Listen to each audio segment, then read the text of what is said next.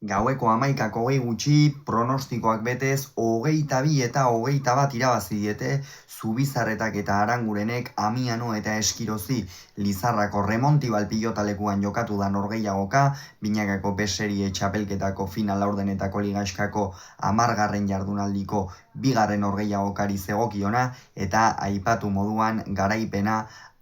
Zubizarreta eta Arangurenentzat izan da. Gogora ezagun aurreko jardunaldian Zubizarretak ez zuela partida jokatzerik izan, eskuetako arazoen ondorioz bere ordez bakaikoa aritu zen Arangurenekin batera, eta Agirre eta Agirre eta Morga Etxebarriaren aurka, hau da, beste bi ordezkoen aurka, galdu egin zuten 22 eta 21 emaitzarekin. Aldiz,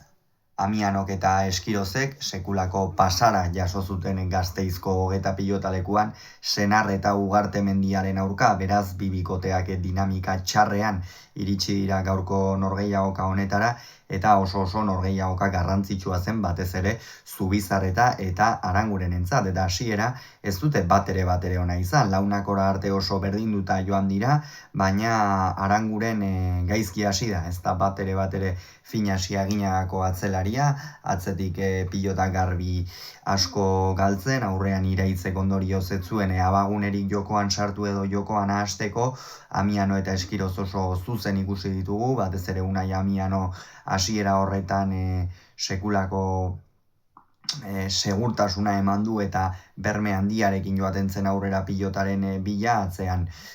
Josu Eskirozena esan gabe doa, zenolako bermea ematen duen atzelaria den, eta gaurkoan ere horixe erakutsi du. Kontua 11 eta 4 aurreratu dira, eta hor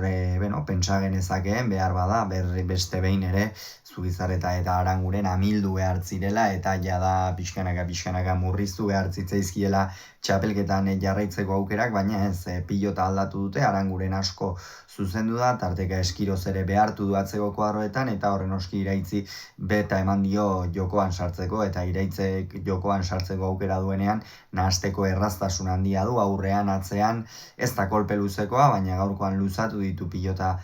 batzuk, Unai Amiano ere pilota batzuk galtzen hasi da, eta hori da ez, Unai Amiano hori behar bada orain artean ikusten ari zaion hankazul handiena, bai, tanto ikusgarriak egiten ditu, erabaki hortasun handiz joaten da aurrera, konfiantza ematen du, baina galdu ere egiten du, eta oraindik ere gainera defentsan asko du hobetzeko irungo aurrelariak. 12 eta 10 iritsi dira aurretik Amiano eta Eskiroz leheneten aldira aurretik, beraz etzen hasierako koplarik, gerora asko aldatu da norgehiagoka, eta bigarren zatian, Amiano jarraitu du, ezkerrez bizi jokatzen, Aranguren dezente behartu dute, baina hortxe eutsi egin diote partidari, naiz eta lehen zatian pilotak galdu eta Arangurenek alde horretatik ere meritua badu, inolako zalantzai gabe, bigarren zatian askoz ere zuzenago ibili da aginagako atzelaria, eta hor egonda gai bat, eta hemen parentesi bat iriki behar dut, izan ere behin baino gehiagotan eskatu du Aitor Arangurenek Unai Amiano katxiki egin duela, badakigu Unai Amiano ezkerboleaz zenolako indarrarekin, zenolako abiadurarekin tiratzen dion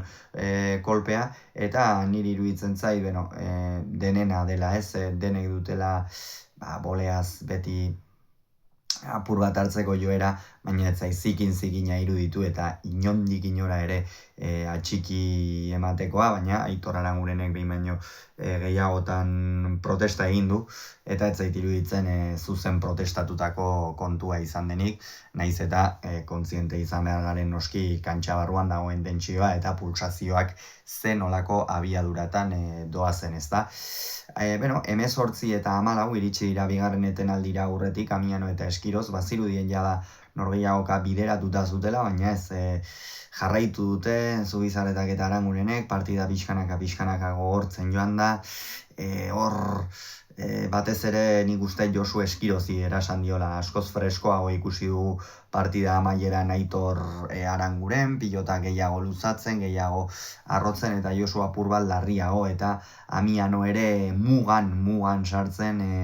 askotan arroegi, eta beno, 21 eta 20 aurretik joan dira, baina 21 berdin dute, eta azkenerako Josu Eskirozek galdutako pilota baten ondorioz, garaipen oso garrantzitsua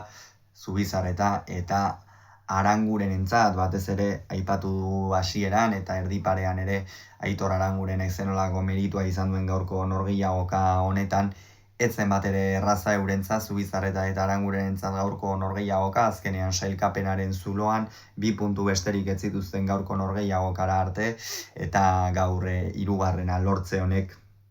sekulako konfiantza eta motivazioa emango die noski geratzen diren 4 norgehiagoka hauetan. Egia da gauzak oso ongi egin beharra dituztela